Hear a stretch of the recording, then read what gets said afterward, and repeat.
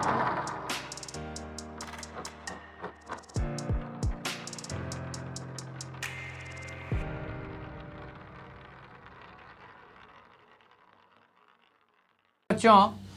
आज हम हाजिर हैं हमारे YouTube चैनल पर क्लास 9th का चैप्टर फर्स्ट साइंस का मैटर इन आवर सराउंडिंग। यह चैप्टर केमिस्ट्री से रिलेटेड है। तो शुरुआत करते हैं। जो भी चीज़ हम लोग देखते हैं हमारे आसपास, चाहे वो लकड़ी हो, दीवार हो, कापी हो, पेंसिल हो, ईंट हो, जो भी नॉन लिविंग ऑब्जेक्ट हम लोग देखते हैं, वो सभी जो हैं वो मैटर से बने हुए होते हैं। वो सभी क्या होते हैं? मैटर से बने हुए होते हैं। मैटर कहते हैं किसे हैं? Everything in this universe is made up of material called matter. इस यूनिवर्स में जितनी भी चीज़ें हम लोग देखते हैं लिविंग थिंग्स को छोड़कर, वो सभी जो है वो मटेरियल से बने हुए रहते हैं, जिसे हम लोग मैटर कहते हैं। Everything that has some mass and occupies some space called matter। कुछ भी चीज़ जिसके पास कुछ मास हो, मास यानी वजन, और वो कुछ जगह घेरे, वॉल्यूम हो उसका कुछ ना कुछ, तो वो क्या कहलाएगी? मैटर कहलाएगी। यानी मैटर के पास कुछ वजन होता है और वो कुछ वॉल्यूम को घेरती है, इसलिए उसे हम लोग मैटर कहते हैं। तो मैटर को अगर डिफाइन हमें करना होगा, व्हाट इज मैटर, अगर इस तरीके का क्वेश्चन अगर कोई पूछता है तो हमें उसका आंसर देना पड़ेगा कि everything that has some mass and occupies some space और has volume some volume is called matter. वो कुछ भी चीज़ जिसमें कुछ वजन हो और वो कुछ जगह घेरे या कुछ जगह को लिए हुए रहे या उसमें कुछ वॉल्यूम हो, उसे हम लोग क्या कहेंगे? मैटर कहेंगे। मैटर जो होते हैं वो बहुत छोटे छोटे पार्टिकल्स से मिलकर बने होते हैं, जिन्हें हम नेक्ड आइज से नहीं देख पाएंगे। बहुत छोटे छोटे पार्टिकल्स से मिलकर मैटर बने हुए होते हैं, जिनका स्टडी हम लोग इलेक्ट्रॉन माइक्रोस्कोप से कर सकते हैं। तो उन छोटे पार्टिकल्स को एटम्स कहा जाता है। यानी matter is made up by many small particles called atom. और ये मैटर के जो पार्टिकल्स होते हैं वो एक दूसरे को अट्रैक्ट करते हैं, यानी एक दूसरे के ऊपर कुछ फोर्स लगाते हैं, जिससे वो एक दूसरे से बंधे हुए रहते हैं। उसे हम लोग कहते हैं अट्रैक्टिंग फोर्स। तो मैटर के जो पार्टिकल्स होते हैं वो जो है वो आपस में एक दूसरे को अट्रैक्ट करते हैं, यानी उनके बीच में अट्रैक्टिंग फोर्स वर्क करता है। पार्टिकल्स जो होते हैं मैटर के, उनके बीच में कुछ कुछ स्पेस भी पाया जाता है, जिसे हम लोग इंट्रामोलिकुलर स्पेस कहते हैं। तो हमने सीखा कि मैटर जो होते हैं उनके पास कुछ मास होता है और उनके पास कुछ वॉल्यूम होता है। मैटर के पार्टिकल्स जो होते हैं वो बहुत छोटे होते हैं, जिन्हें हम लोग एटम कहते हैं। मैटर के पार्टिकल आपस में एक दूसरे को एक फोर्स से क्या करते हैं? बांधते हैं। एक फोर्स से आपस में एक दूसरे से बंधे हुए रहते हैं। तो the force which is present between the particle of matter is called intramolecular force. The force which is present between the particles of matter, यानी ऐसा फोर्स, ऐसा बल, जिस बल के द्वारा, जिस फोर्स के द्वारा पार्टिकल ऑफ मैटर जो होते हैं, मैटर के पार्टिकल्स जो होते हैं, वो आपस में एक दूसरे से बंधे हुए रहते हैं, उसे हम लोग क्या कहते हैं? Intramolecular force. तो मैटर के जो पार्टिकल्स होते हैं उनके बीच में इंट्रामोलिकुलर फोर्स पाया जाएगा।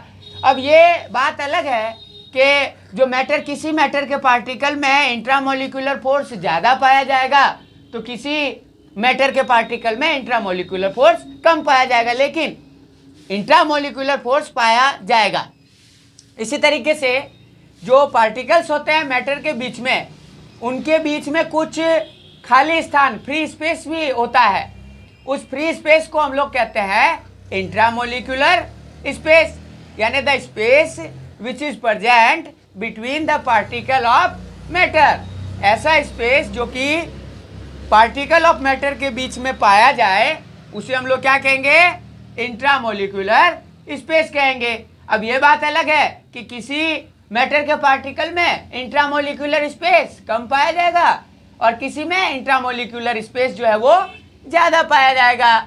इसी तरीके से जो पार्टिकल्स होते हैं मैटर के, वो कंटिन्यूसली मूविंग करते हैं। अब वो किस स्पीड से मूविंग करते हैं, कितना मूविंग करते हैं, ये डिपेंड करता है उनके बीच में इंट्रामोलिकुलर फोर्स कितना है और इंट्रामोलिकुलर स्पेस कितना है। मतलब कि किस फोर्स से पार्टिकल एक दूसरे को अट्रैक्ट कर रही है, या उन दो पार्टिकल के बीच में स्पेस कितना पाया जाएगा, उस पर डिपेंड करेगा कि जो पार्टिकल है मैटर के, वो फ्रीली मूव करेंगे या उन्हें मूव करने के लिए स्पेस नहीं मिलेगा। तो ये बात भी हम यहाँ पे अच्छी तरीके से भली बात ही समझ लेते हैं कि जब इंट्रामोलिकुलर फोर्स ज़्यादा पाया जाएगा, मतलब पार्टिकल ऑफ मैटर के बीच में फोर्स ज़्यादा पाया जाएगा, और इंट्रामोलिकुलर स्पेस यानी पार्टिकल ऑफ मैटर के बीच में स्पेस अगर कम पाया जाएगा, तो काइनेटिक एनर्जी क्या हुई कि जिस एनर्जी से पार्टिकल ऑफ मैटर मूव करते हैं, उस एनर्जी को हम लोग कहते हैं काइनेटिक एनर्जी। तो जिस मैटर में इंट्रामोलिकुलर फोर्स ज़्यादा पाया जाएगा और इंट्रामोलिकुलर स्पेस कम पाया जाएगा, तो ऑब्वियसली उनमें स्पीड जो है, मतलब काइनेटिक एनर्जी जो है पार्टिकल का, मैटर का, वो कम होगा। और जहाँ पर इंट्रामोलिकुलर स्पेस ज़्यादा होगा, जिस मैटर में इंट्रामोलिकुलर स्पेस ज़्यादा होगा और इंट्रामोलिकुलर फोर्स कम होगा, तो जाहिर सी बात है कि उनको ज़्यादा स्पेस मिलेगा पार्टिकल को, और ज़्यादा स्पेस मिलेगा तो बड़े आसानी से क्या करेंगे, मूव करेंगे, यानी काइनेटिक एनर्जी उनकी ज़्यादा होगी। तो मैटर को स्टेट के अकॉर्डिंग कि मैटर किन किन अवस्थाओं में पाया जाता है, आपने छोटे क्लासों में भी अच्छी तरीके से पढ़ा होगा कि मैटर के 3 स्टेट होते हैं। जो भी मैटर हमारे चारों ओर पाए जाते हैं, हमारे सराउंडिंग में पाए जाते हैं, वो मैटर अपने स्टेट के अकॉर्डिंग जिस फॉर्म में वो एग्जिस्ट करते हैं, उसके अकॉर्डिंग 3 स्टेट उनकी पाई जाती है: solid, liquid, gas. Solid, liquid, gas. अब हम लोग इन तीनों state of matter, 3 state of matter के बीच में कंपैरेटिव स्टडी करेंगे, जिससे कि हमें तीनों स्टेट के बारे में, मैटर के तीनों स्टेट के बारे में अच्छे से जानकारी मिल सके। तो हमने ग्राफ के द्वारा समझाने का कोशिश किया है। यहाँ पर आप ध्यान दीजिएगा कि सॉलिड, लिक्विड और गैस तीनों स्टेट ऑफ मैटर में क्या डिफरेंस है। सीरियल नंबर सॉलिड, लिक्विड और gas. Serial number 1 solid, strong intramolecular force. इसका मतलब क्या हो गया कि जो सॉलिड के पार्टिकल होंगे, उनके बीच में जो फोर्स होगा वो ज़्यादा होगा, यानी इनके पार्टिकल काफ़ी नज़दीक पाए जाएंगे। और चूंकि पार्टिकल जब सॉलिड के ज़्यादा नज़दीक पाए जाएंगे, तो इनके बीच का जो फोर्स होगा वो ज़्यादा होगा, जाहिर सी बात है। इसलिए सॉलिड के अंदर स्ट्रॉन्ग इंट्रामोलिकुलर फोर्स पाया जाता है। लिक्विड के अंदर ये intramolecular force between the molecule of liquid जो होता है वो वीक होता है, वो सॉलिड के बजाय कम होता है, लेकिन गैसियस स्टेट से ज़्यादा होता है। क्योंकि लिक्विड के पार्टिकल जो होते हैं वो कुछ ज़्यादा दूरी पर होते हैं सॉलिड के बजाय। जैसे सॉलिड के पार्टिकल तो पास पास पाए जा रहे थे, लेकिन लिक्विड के पार्टिकल कुछ दूरी पर होते हैं, और कुछ दूरी पर होने की वजह से उनके बीच का जो इंट्रामोलिकुलर फोर्स होता है वो कुछ वीक हो जाता है। और जब हम गैस की बात करते हैं, तो गैस के अंदर तो इंट्रामोलिकुलर फोर्स बहुत ज़्यादा वीक होगा, क्योंकि गैस के पार्टिकल काफ़ी ज़्यादा दूरी पर होते हैं। उनके पार्टिकल काफ़ी ज़्यादा दूरी पर होने की वजह से, गैस के पार्टिकल काफ़ी ज़्यादा दूरी पर होने की वजह से उनके बीच का इंट्रामोलिकुलर फोर्स जो है वो इतना स्ट्रॉन्ग नहीं रहता है, इतना मजबूत नहीं रहता है। इसलिए गैस के अंदर वेरी वीक इंट्रामोलिकुलर फोर्स पाया जाता है। दूसरा पॉइंट, सॉलिड के have definite shape and volume. चूँकि इनके सॉलिड के पार्टिकल के बीच में इंट्रामोलिकुलर फोर्स जो है वो ज़्यादा पाया जाता है। इस वजह से सॉलिड का शेप और वॉल्यूम दोनों जो होता है वो फिक्स होता है। ये फिक्स शेप के होते हैं और इनका वॉल्यूम भी फिक्स होता है। लेकिन जब हम लिक्विड की बात करते हैं तो लिक्विड में वॉल्यूम तो फिक्स रहेगा लेकिन शेप जो है वो फिक्स नहीं रहता है। इसका मतलब क्या हुआ कि अगर हम 1 लीटर वाटर को किसी कंटेनर में रखेंगे तो शेप तो उस कंटेनर के अकॉर्डिंग हो जाएगा, लेकिन जब हम कंटेनर को चेंज करेंगे तो वॉल्यूम तो चेंज नहीं होगा लेकिन उसका शेप क्या होने लगेगा, वाटर का शेप क्या हो जाएगा, चेंज हो जाएगा।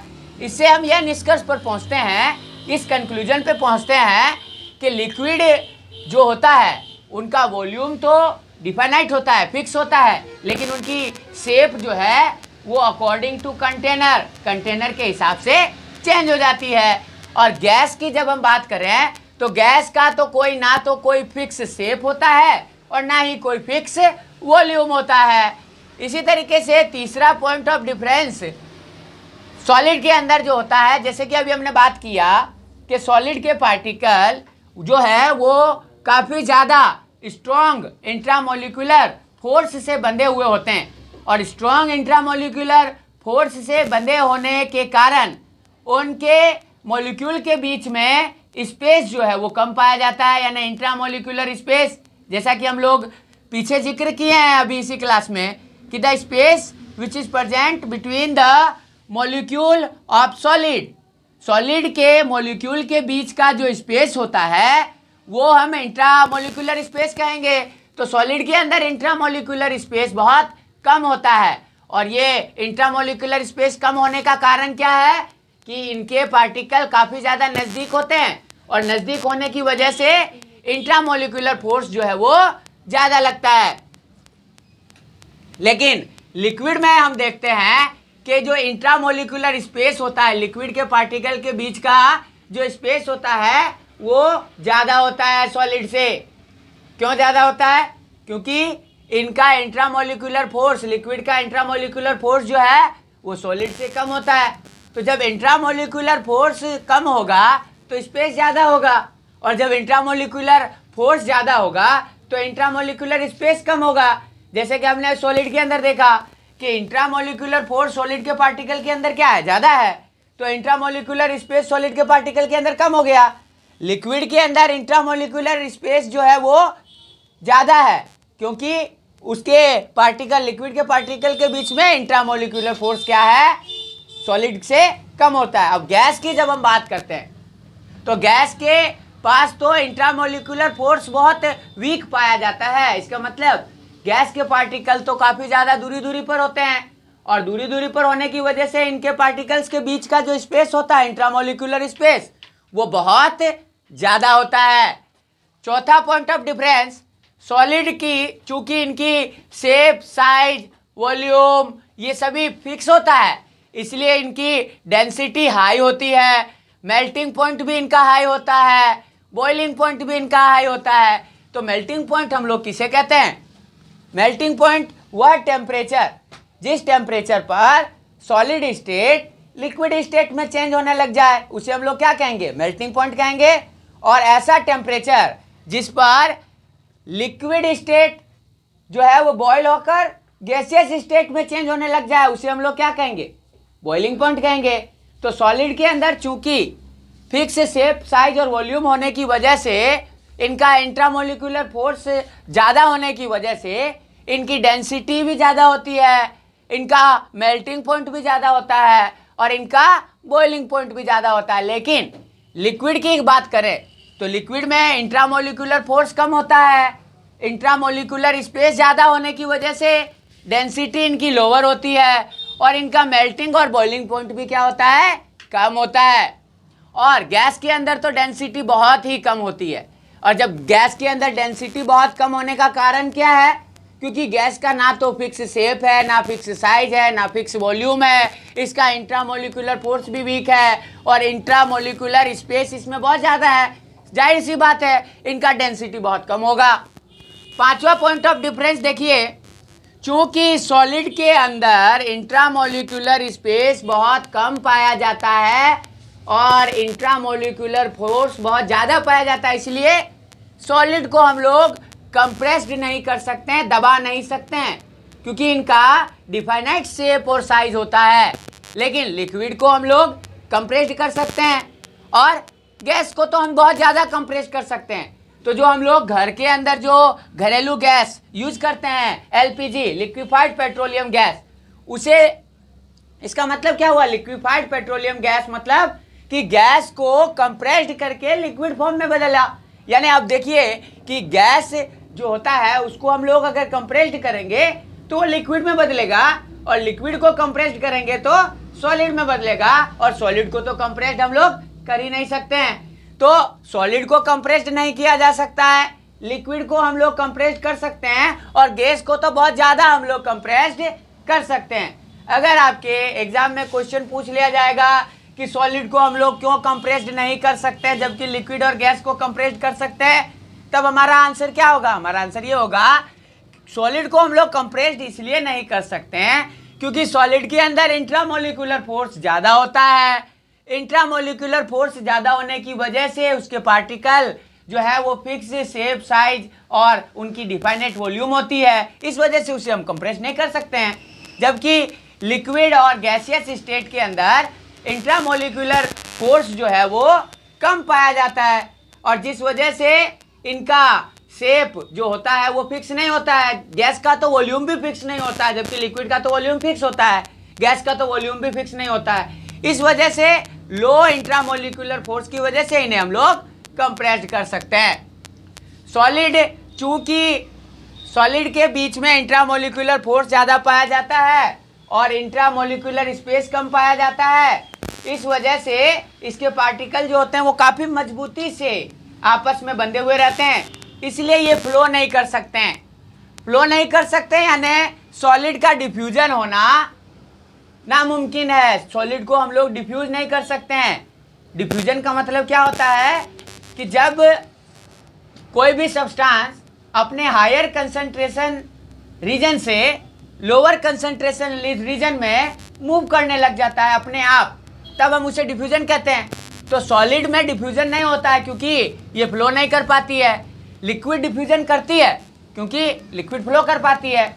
अब लिक्विड फ्लो क्यों कर पाती है, अगर ये क्वेश्चन पूछे हमसे तो हम क्या आंसर देंगे कि लिक्विड इसलिए फ्लो कर पाती है क्योंकि लिक्विड का जो शेप होता है वो फिक्स नहीं होता है। और उसका शेप क्यों नहीं फिक्स होता है? क्योंकि लिक्विड के पार्टिकल के बीच में इंट्रामोलिकुलर फोर्स जो है वो कम पाया जाता है, और इंट्रामोलिकुलर फोर्स कम पाए जाने की वजह से अभी हमने ऊपर जिक्र किया कि जो पार्टिकल होते हैं मैटर के वो कंटिन्यूसली मूविंग करते हैं।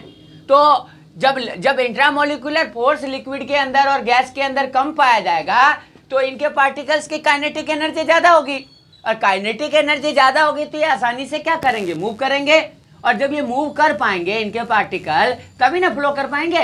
इसलिए लिक्विड और गैस के पार्टिकल्स की काइनेटिक एनर्जी ज़्यादा होती है चूंकि इनके पार्टिकल्स के बीच में इंट्रामोलिकुलर फोर्स कम पाया जाता है। इस वजह से इनके पार्टिकल की kinetic energy, moving energy, the energy required for the movement of the particle is called kinetic energy, वो ज़्यादा पाया जाता है। इस वजह से वो आसानी से क्या करते हैं, मूव करते हैं, और जब वो मूव करते हैं आसानी से इसलिए फ्लो कर पाते हैं, और जब वो फ्लो कर पाते हैं तो लिक्विड और गैस में डिफ्यूजन आसानी से हो जाता है।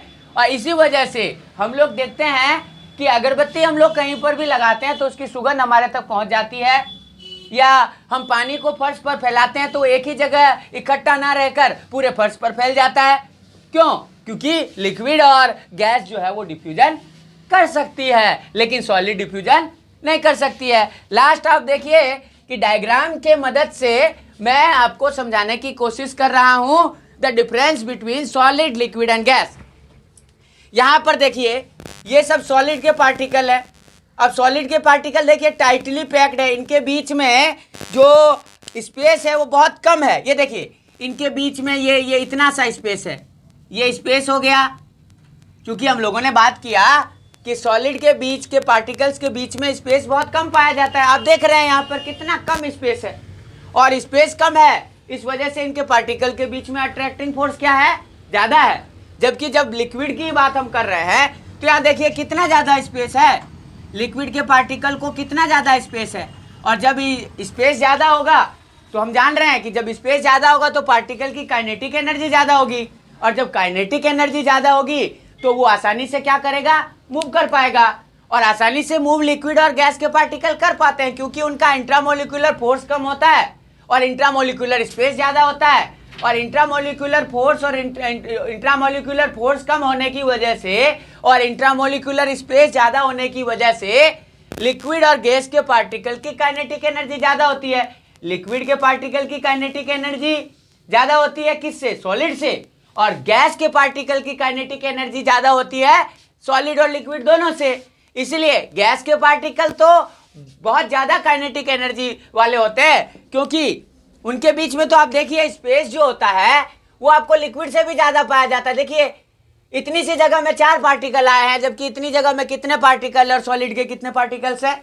तो हम ये आसानी से डायग्राम से समझ जा रहे हैं कि सॉलिड के इंट्रामोलिकुलर स्पेस कम पाया जाता है जिस वजह से सॉलिड के पार्टिकल ही जो है वो मूव आसानी से नहीं कर पाते हैं, जबकि लिक्विड के पार्टिकल्स के बीच में इंट्रामोलिकुलर स्पेस ज़्यादा पाया जाता है इसलिए वो मूव आसानी से कर पाते हैं। और गैस के पार्टिकल के बीच में तो इंट्रामोलिकुलर फोर्स बहुत ज़्यादा पाया जाता है इसलिए फ्री स्पेस ज़्यादा मिलने की वजह से जो पार्टिकल्स होते हैं गैस के वो बहुत स्वतंत्र रूप से क्या कर पाते हैं, मूवमेंट कर पाते हैं क्योंकि उनकी काइनेटिक एनर्जी जो होती है वो ज़्यादा हो जाती है। तो हमने आज देखा कि मैटर किसे कहते हैं, anything that occupies some space and has some volume is called matter. फिर हमने देखा मैटर की प्रॉपर्टीज और मैटर का स्टेट सॉलिड, लिक्विड और गैस, और उनमें हमने कंपैरिजन करने की कोशिश की। I hope you all understand. If you understand, like the video, share it among your friends. Bye bye.